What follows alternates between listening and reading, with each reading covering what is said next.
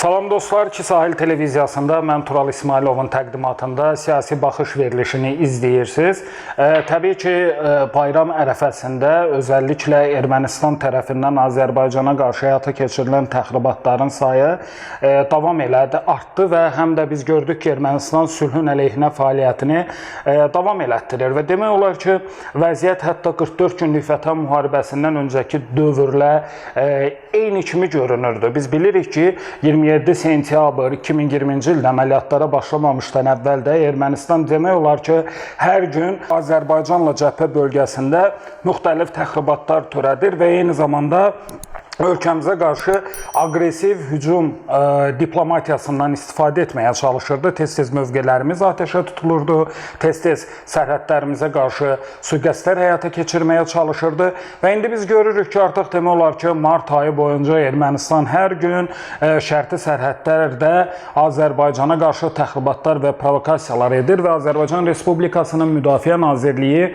elə bir gün olmadı ki, Ermənistan təxribatları ilə bağlı press-reliz və yaxud da məlumat yaymasın. Bütün bunlar nəyi göstərir? Bunu mən artıq aylardır deyirəm ki, bugün Ermənistanın real niyyəti əsla Azərbaycanla sülh müqaviləsi imzalamaq deyil. Çünki sülh müqaviləsi imzalamaq istəyən bir ölkənin konkret bir vizyonu olar, baxışlar sistemi olar. Amma biz görürük ki, Nikol Paşinyan hakimiyyəti bugün beynəlxalq auditoriyanı güya Ermənistanın sülh gündəliyində olması ilə bağlı manipulyasiya edərək əslində reallıqda Azərbaycan əleyhinə təxribatçı və eyni zamanda provokasyon siyasətini həyata keçirir. Və əlbəttə ki, Ermənistana Fransanın ağır hücum silahları verməyi, eyni zamanda Hindistanın Ermənistanı silahlandırmağı fonunda hətta Ermənistan bugün elə bir vəziyyət özünü gətirib çıxarıb ki, özü istəsə belə Azərbaycanla sülh müqaviləsi imzalamaq üçün müstəqil qərarlar qəbul etmək lüksü demək olar ki, qalmayıbdır.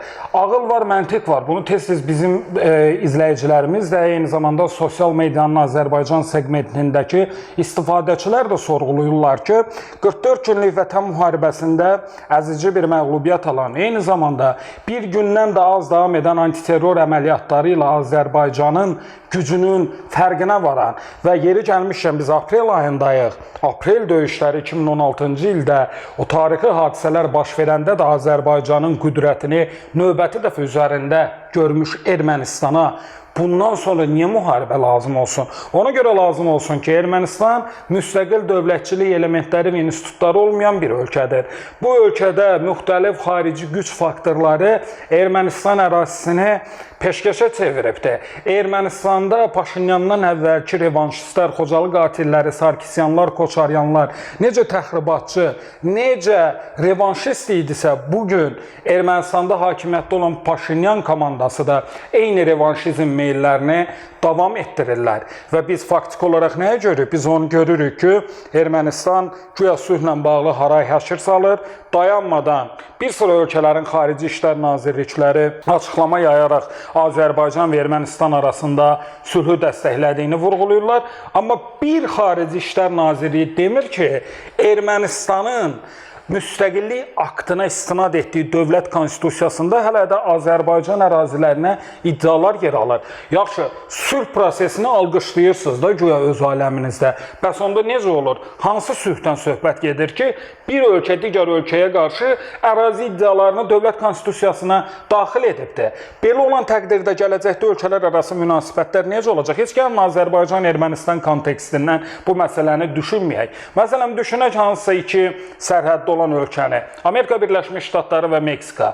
Meksikanın əgər konstitusiyasında Amerika Birləşmiş Ştatlarına ərazi iddiaları varsa, bu iki ölkə necə normal qonşu ölkə və yaxud da sülh şəraitində yan-yana yaşaya biləcək bir ölkə halına gələ bilərlər ki, digər bir tərəfdən qəsdən Paşinyan istəyir ki, o müqavilə imzalansın, amma Ermənistan konstitusiyasındakı dəyişikliklər məsələsi uzansın. Yaxşı, biz başa düşürük, konstitusiyada dəyişiklikləri etmək üçün Paşinyan gözləyir ki, Ermənistanda növbəti seçkilər olsun və o seçkilərdən sonra Ermənistan konstitusiyasını dəyişsin.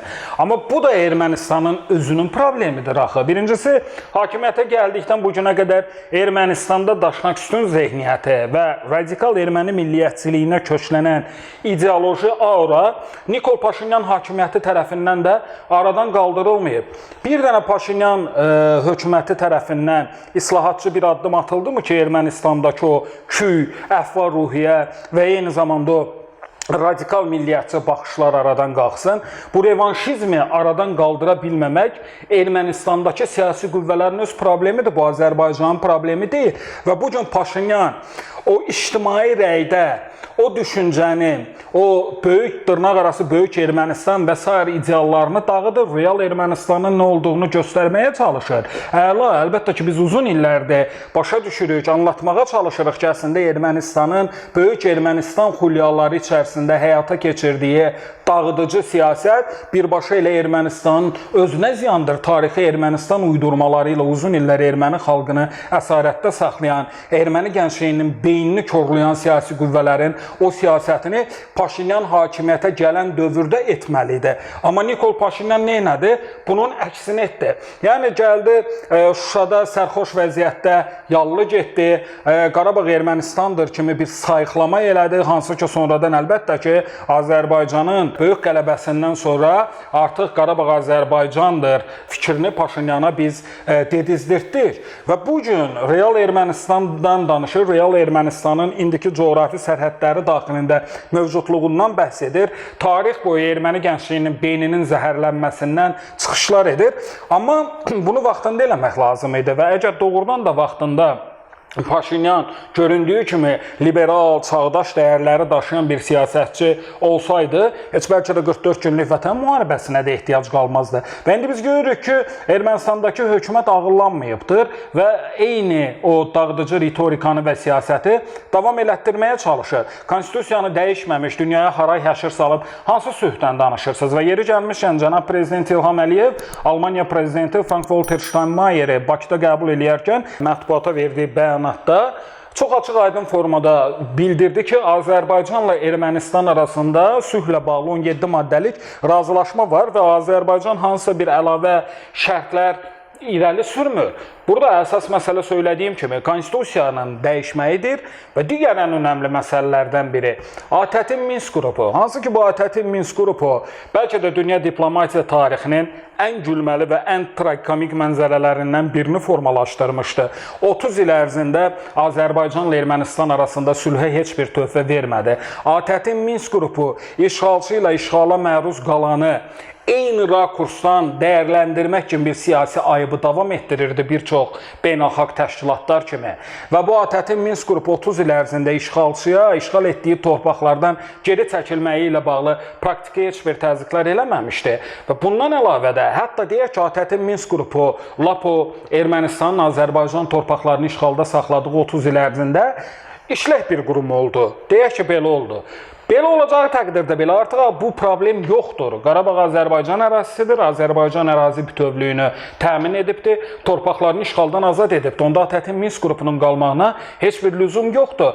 Ermənistan artıq bir neçə ay əvvəldən ATƏT-in Minsk qrupunun ləğvi ilə bağlı Azərbaycanın fikirlərini bölüşə biləcəyini vurğulayıb. Onda addım atılsın da Azərbaycan bu çağırışı eləyib. Ermənistan da Azərbaycanla sülh niyyətində olduğunu söyləyərək ATƏT-in Minsk qrupu adlı o siyasi şounun aradan qalxması ilə bağlı praktik olaraq müraciət eləsin, dövlət addım atsın. Artıq bu iki məsələ həll edildikdən sonra mən hesab edirəm ki, nə qədər Ermənistanı Azərbaycan əleyhinə təxribata çəksələr də, iki ölkənin heç olmasa ilkin sülh üzrə çərçivə sazişi və yaxud da hansısa bir müqavilə imzalamağı üçün heç bir əngəllər qalmayacaqdır. Amma bunlar davam edəcəyi təqdirdə əlbəttə ki, vəziyyət kritik olaraq qalmaqda davam edir. Bir də Cənubi Qafqaz regionunda sülhü istəməyənlərin Ermənistanı qızışdırmaq meyarları da bu bu prosesdə ən böyük tormozlayıcı faktorlardan biridir və faktiki olaraq artıq bir daha qeyd edirəm ki, bir aya yaxındır ki, demək olar ki, hər gün Azərbaycan Respublikasının Müdafiə Nazirliyi